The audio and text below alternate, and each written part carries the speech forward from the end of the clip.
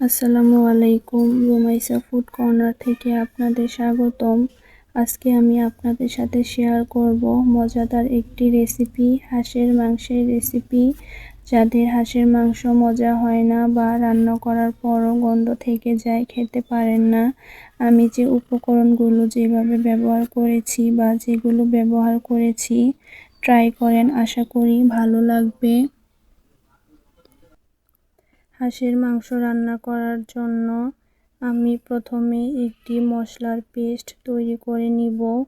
আমি এখানে নিয়েছি 2টা মাঝারি সাইজের পেঁয়াজ এবং পেঁয়াজটাকে ছোট করে কেটে নিয়েছি 1 টেবিল চামচ আস্ত ধনিয়া, 1 টেবিল চামচ আস্ত জিরা আর 6-7টা শুকনো মরিচ।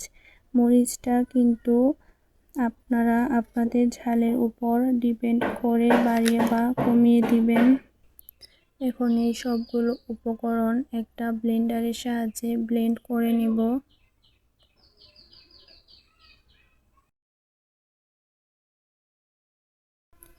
হাঁসের মাংসটাতে যদি আপনারা শুকনো মরিচটা পেস্ট করে দেন তাহলে মাংসের ফ্লেভারটা অনেক ভালো আসবে। আমি মশলাটাকে পেস্ট করে নিয়েছি, এখন এটা একটা সাইডে রেখে দেব।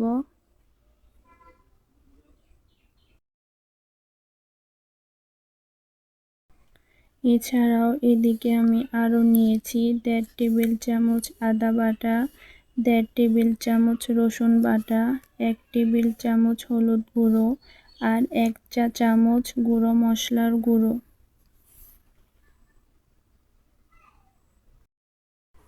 এখানে আমি প্রায় 1 কেজির মতো হাঁসের মাংস ভালো করে ধুয়ে পরিষ্কার করে নিয়েছি। এখন এখানে অ্যাড করব শুকনো মরিচ, ধনিয়া, জিরা আর পেঁয়াজের পেস্টটা, যেটা একটু আগে ব্লেন্ডারে ব্লেন্ড করে নিয়েছি। অ্যাড করব হলুদ, আদা বাটা, রসুন বাটা, গরম মশলার গুঁড়ো।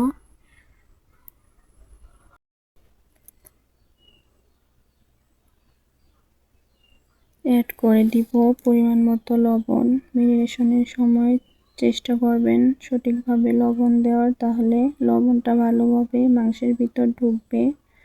আমি এখন এই সমস্ত উপকরণ মাংসের সাথে ভালোভাবে মিশিয়ে নিব। এখন এটা আমি ম্যারিনেশনের জন্য রেখে দিব প্রায় 1 ঘন্টা। আপনারা চাইলে কিন্তু আরও বেশি সময় রাখতে পারেন, তো চেষ্টা করবেন 1 ঘন্টা রাখার, তাতে মশলাটা ভালোভাবে মাংসের ভিতর ঢুকবে এবং কোনো ব্যাড স্মেলও আসবে না। এখন এটা আমি ম্যারিনেশনের জন্য একটা সাইডে রেখে দেব। 1 ঘন্টা পর চুলায় একটা প্যান বসিয়ে দিব। আমি এখানে দিয়ে দিব 1/4 কাপ পরিমাণ তেল। আমি এখানে সরিষার তেল ব্যবহার করেছি। তেল বেশি দেওয়ার দরকার নেই, কারণ হাঁসের মাংস থেকে প্রচুর পরিমাণ তেল বের হবে আর রান্নাটা প্রচুর অয়েলি হয়ে যাবে। এখন আমি এখানে দিয়ে দিব গরম মশলার ফোড়ন।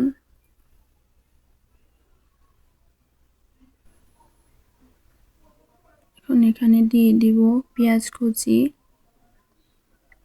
পেঁয়াজটাকে আমি লাল লাল সুন্দর ব্রাউন করে ভেজে নিব।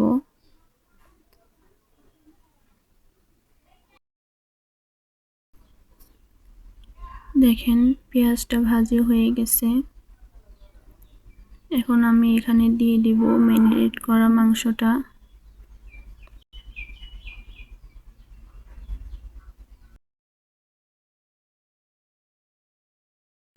এখন মশলাটা ভালো করে নেড়ে চেড়ে মিশিয়ে নিব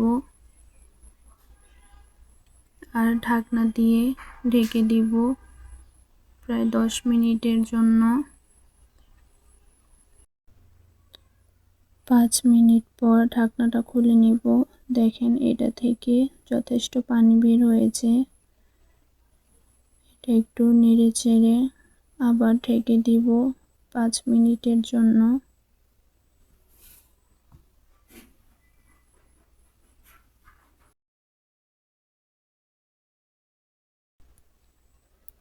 ঢাকনাটা খুলে নিচ্ছি। আমি এখানে 20-25 মিনিটের মতো প্রায় রান্না করে নিয়েছি। এখানে কিন্তু মাংস কষানোর প্রক্রিয়া চলছে, বাড়তি কোনো পানি অ্যাড করি নাই।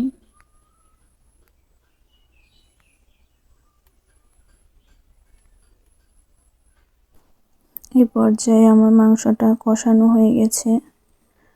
অবশ্যই ঝালটা চেক করে নেবেন। আমার মনে হচ্ছে ঝালটা কম হয়েছে, তাই আমি এখানে আরও 1 চা চামচ মরিচ গুঁড়ো দিয়ে দিলাম। এটা এখন ভালো করে মিশিয়ে নেব।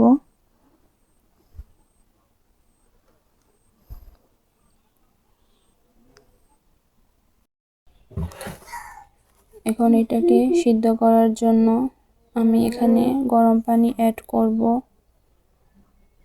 অবশ্যই গরম পানি ব্যবহার করার চেষ্টা করবেন।